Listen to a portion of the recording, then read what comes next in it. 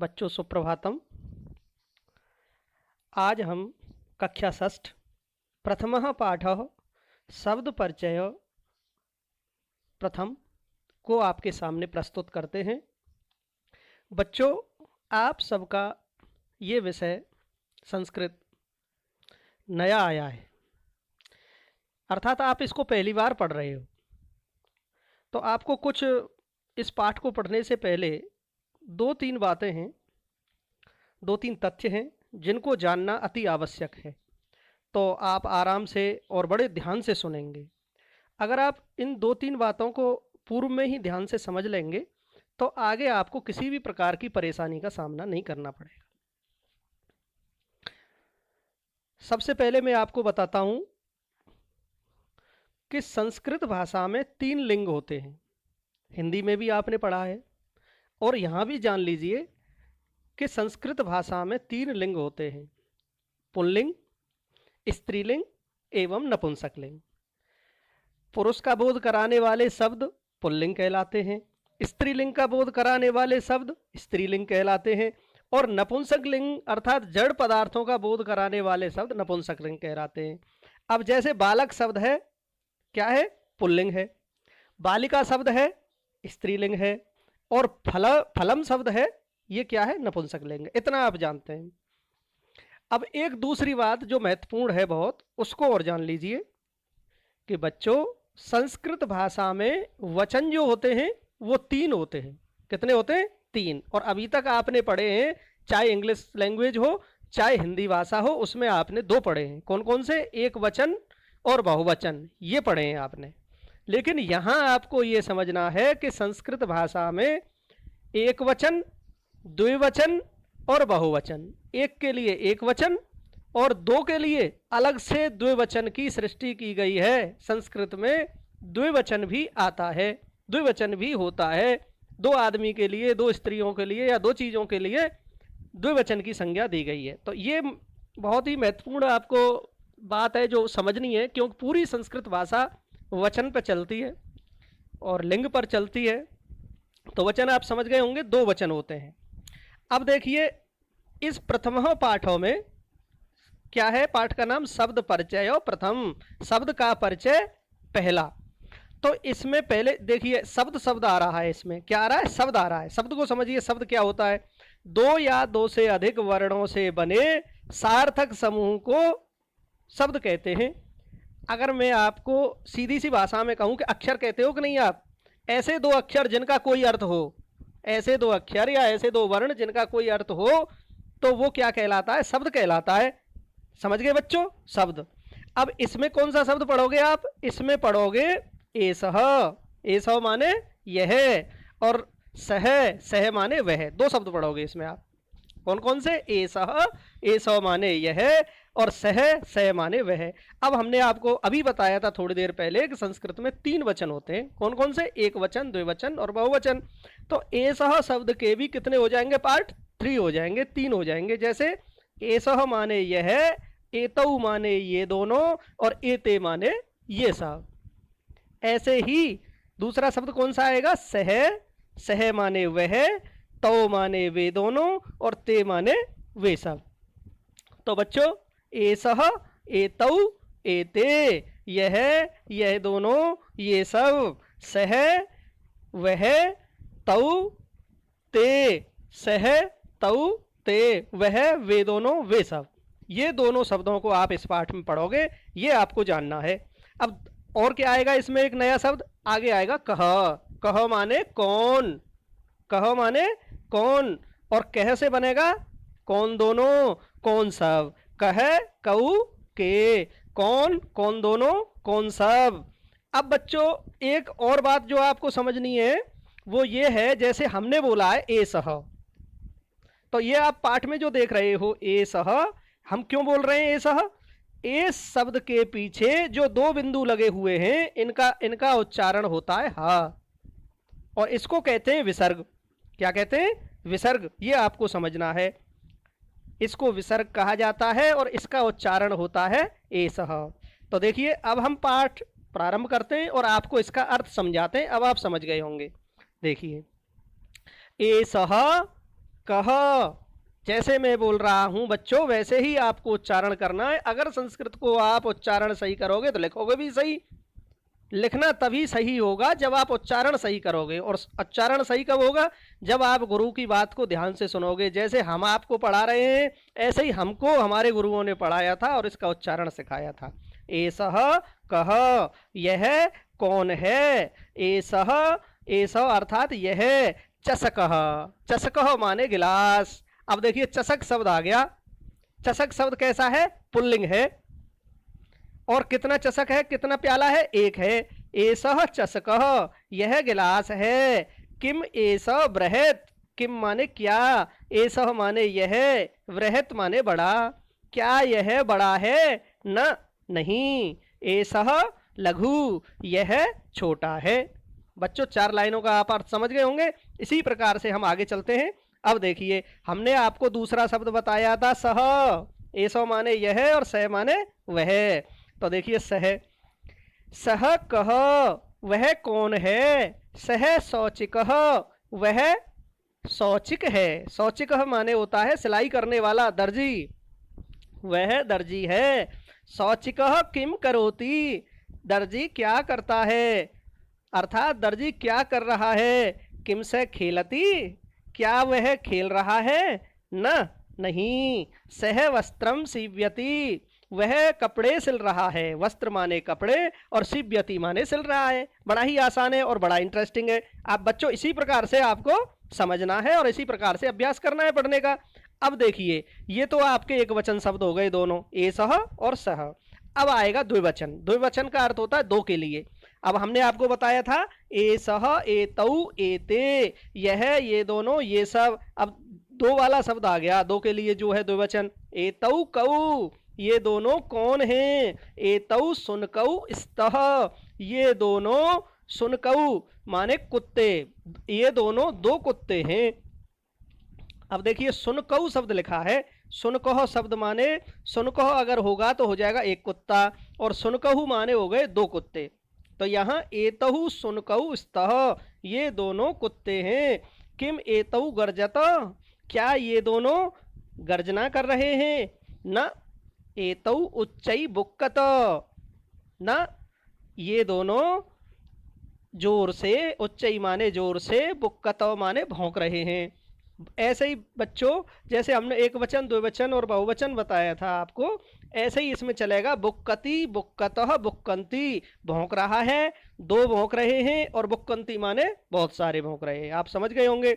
आगे देखिए अब सह का, सह शब्द जो है उसका अर्थ हमने बताया था वह, उसका द्विवचन क्या होगा? दो के लिए क्या होगा? तौ। तौ माने वे दोनों। वे दोनों कौन हैं? तौ कौ। तो नीचे लिखा है तौ बलि वर्दौ स्त, वे दोनों बैल हैं।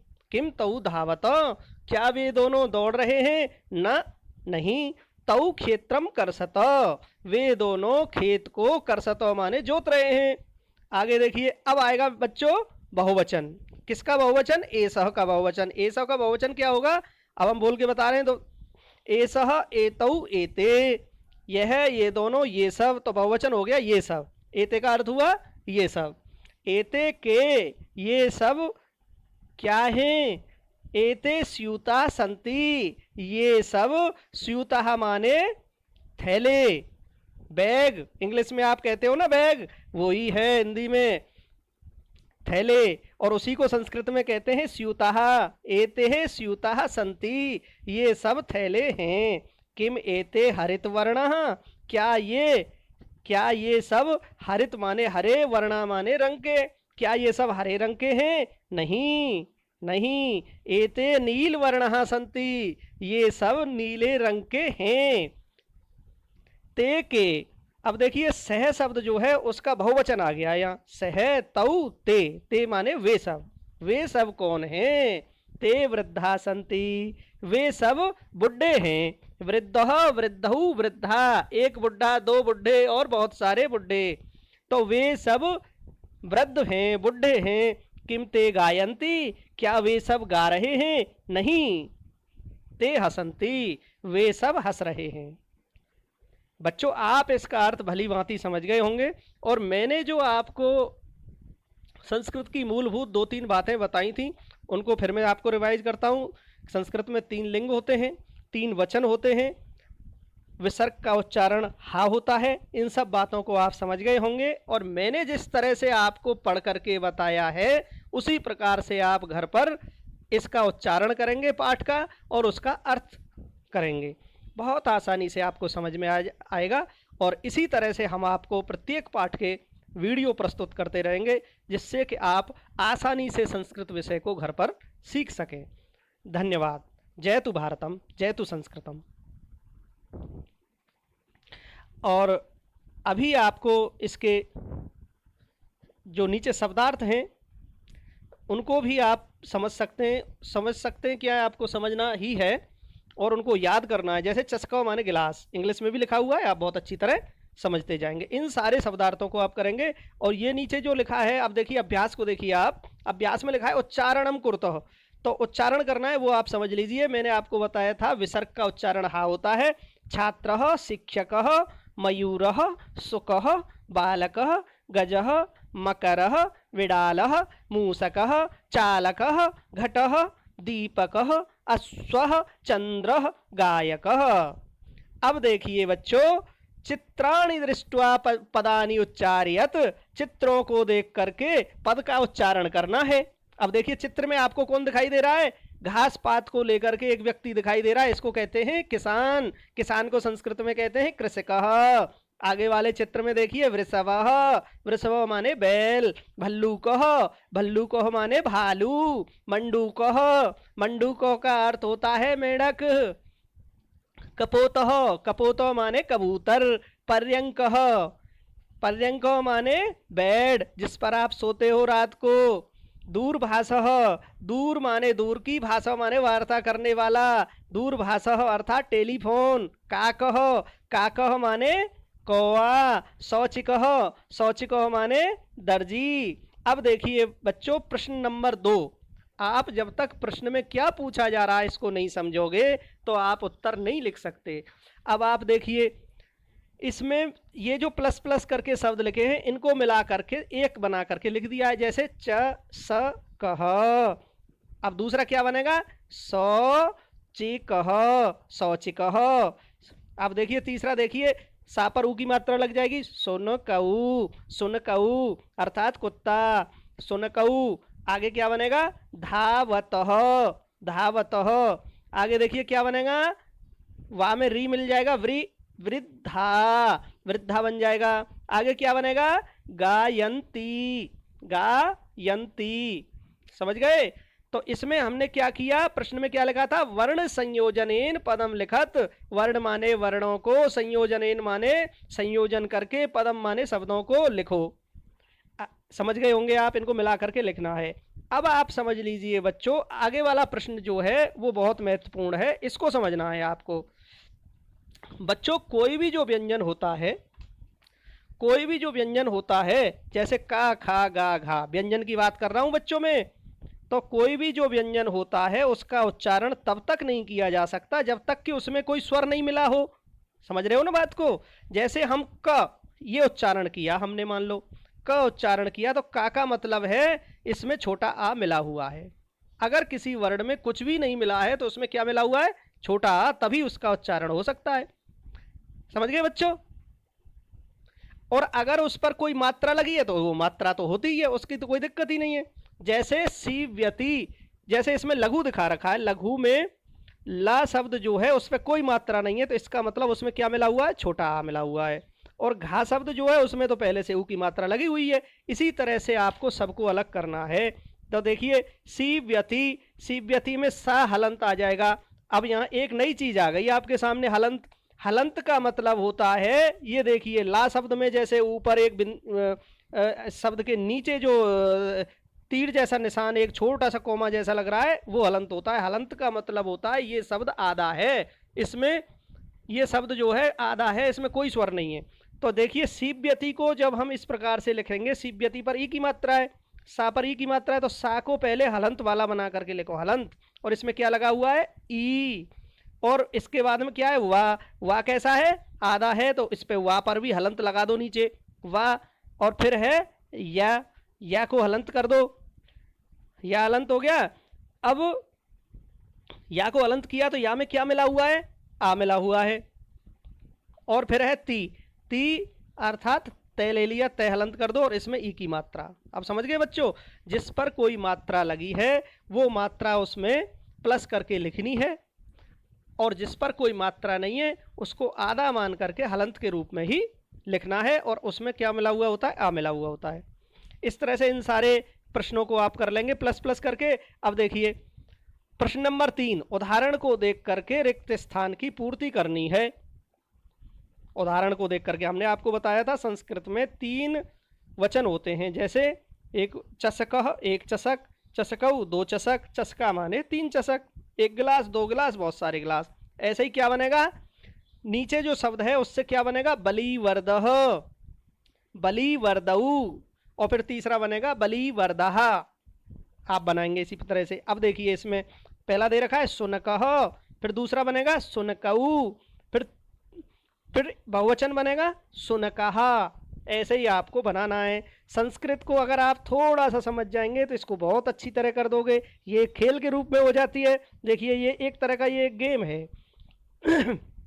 अब इससे क्या बनेगा, मृगः, पहला बनेगा एक वचन मृगः, फिर बनेगा मृगहु, फिर बनेगा मृगः, क्योंकि तीनों ऊपर दे रखे हैं, उदाहरण दे रखा है चषकः, चषकौ, चषका, ऐसे इनसे बनाते जाओ। तो इसमें बनेगा शौचिकः, शौचिकहु, शौचिकः, जैसे ऊपर विसर्ग लगा है वैसे ही विसर्ग लगाओ। अब मयूरः, मयूर माने एक मोर, दूसरा कैसे बनेगा द्विवचन मयूरऊ, फिर बनेगा मयूरः। उदाहरण जो ऊपर लिखा है उसको देख करके मात्रा इत्यादि लगाते जाओ, विसर्ग लगाते जाओ, बनता जाएगा एक वचन, द्विवचन, बहुवचन। अब देखिए चित्र को देख करके संस्कृत शब्द लिखने हैं। जैसे हाथी दिखाई दे रहा है बच्चों, हाथी को क्या लिखेंगे, गजः, कौए को क्या लिखेंगे, काकः, चंद्रमा को क्या लिखेंगे, चंद्रः।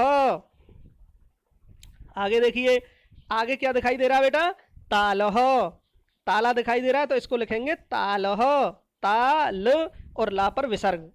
अब देखिए ये क्या है, ये है भालू, भालू को लिखेंगे भल्लूकः, भल्लूक शब्द लिख करके उस पर विसर्ग लगा देंगे।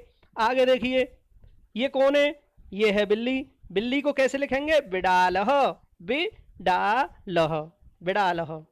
अब देखिए बच्चों ये प्रश्न है चित्रम दृष्ट्वा उत्तरम लिखत, चित्र को देख करके उत्तर लिखने हैं।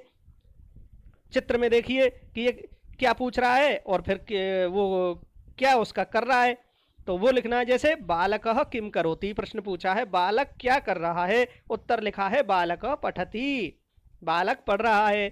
अब जैसी क्रिया आती है पीछे वैसा ही आपको लिखना है। जैसे करोति में ती ई की मात्रा आई है, ऐसे ही आपको लिखना है बालकः पठति। अब देखिए इसमें देखिए अश्वौ किम कुरुतः, कितने घोड़े हैं बेटा, 2, 2 घोड़े क्या कर रहे हैं, तो आपको लिखना है अश्वौ धावतः, अश्वौ धावतः, 2 घोड़े दौड़ रहे हैं। आगे देखिए कुक्करः, कितने कुत्ते हैं, 2 से ज्यादा हैं, और 2 से ज्यादा जितने भी होते हैं वो सब बहुवचन में आते हैं। तो कुक्करः माने कुत्ते, कुत्ते क्या कर रहे हैं, कुक्करः बुक्कन्ति, कुक्करः बुक्कन्ति, कुत्ते भौंक रहे हैं। छात्रौ किम कुरुतः, 2 छात्र क्या कर रहे हैं, छात्रौ स्थास्यतः, छात्र जो है खड़े हैं। कृषकः किम करोति, किसान क्या कर रहा है, कृषकः कर्षति, किसान जोत रहा है, या फिर आप कह सकते हो किसान, कृषकः क्षेत्रम कर्षति, किसान खेत जोत रहा है। गजौ किम कुरुतः, हाथी क्या कर रहे हैं, गजौ चलतः, हाथी चल रहे हैं, चल माने चलना, तो चलतः हो जाएगा। पदानि संयोज्य वाक्यानि रचयत, इस प्रश्न को समझिए, प्रश्न नंबर 6 है पदों को जोड़ करके वाक्य बनाओ, यानी इनको ऐसे जोड़ना है जिससे एक वाक्य बन जाए। अब देखिए गजा, गजा माने हाथी, हाथी क्या करते हैं बच्चों, चलंती, तो गजा को जोड़ देंगे चलंती से, हाथी चलते हैं। सिंगौ, सिंह इनमें से क्या करते हैं, गर्जतः, गर्जना करते हैं, दहाड़ते हैं। गायक क्या करता है, गाने वाला, गायती, गायकः गायती। बालकौ, 2 बालक, पठत, पढ़ते हैं। मयूराः मोर क्या करते हैं, नृत्यन्ति, मयूराः नृत्यन्ति। इस तरह से इनको जोड़ करके वाक्य बन जाएंगे। आगे देखिए बच्चों, इसी प्रकार के आगे हैं प्रश्न नंबर 7। मंजूषातः यानी बॉक्स में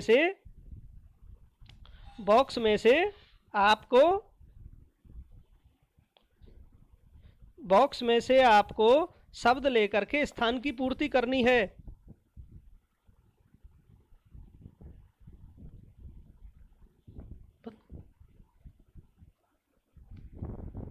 बॉक्स में से लेकर के आपको स्थान की पूर्ति करनी है। मयूराः नृत्यन्ति, मोर नाचते हैं। सिंगौ गर्जतः, सिंह जो है गर्जना करते हैं।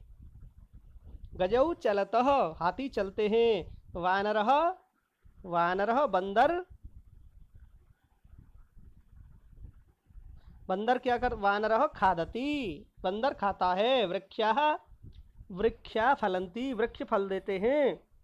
अश्व क्या करता है, धावती, दौड़ता है। अब देखिए बच्चों, इसमें आगे जो प्रश्न है प्रश्न नंबर 8, इसमें है सह तऊ ते वह वे दोनों वे सब। हमने बताया आपको एक वचन, द्विवचन, बहुवचन। सह तऊ ते वह वे दोनों वे सब, उचित सर्वनाम शब्द को चुन करके लिखना है। गजा चलंती, बहुत सारे हाथी चलते हैं। तो इसके लिए क्या आएगा, से माने वह नहीं आएगा। तो माने वे दोनों, वे भी, यह भी नहीं आएगा। ते माने वे सब, क्योंकि बहुत सारे आते हैं, ते आएगा। ते चलंती। छात्रऊ पठतो, 2 छात्र पढ़ते हैं, 2 के लिए क्या आएगा, तऊ, वे दोनों पढ़ते हैं। वानरा क्रीडंती, बहुत सारे बंदर खेलते हैं, बहुवचन के लिए क्या आएगा, ते क्रीडंती। गायक हो गायती, एक के लिए क्या आएगा, सह गायती। मयूरा नृत्यंती, मोर नाचते हैं, इसके लिए क्या आएगा, ते नृत्यंती। इस तरह से आपका ये अभ्यास भी पूर्ण हुआ। तो बच्चों आप इसी प्रकार से ध्यान से पढ़ेंगे। नीचे ध्यातव्यम माने ध्यान रखने योग्य बात वही है जो हमने आपको पहले बताई थी। धन्यवाद।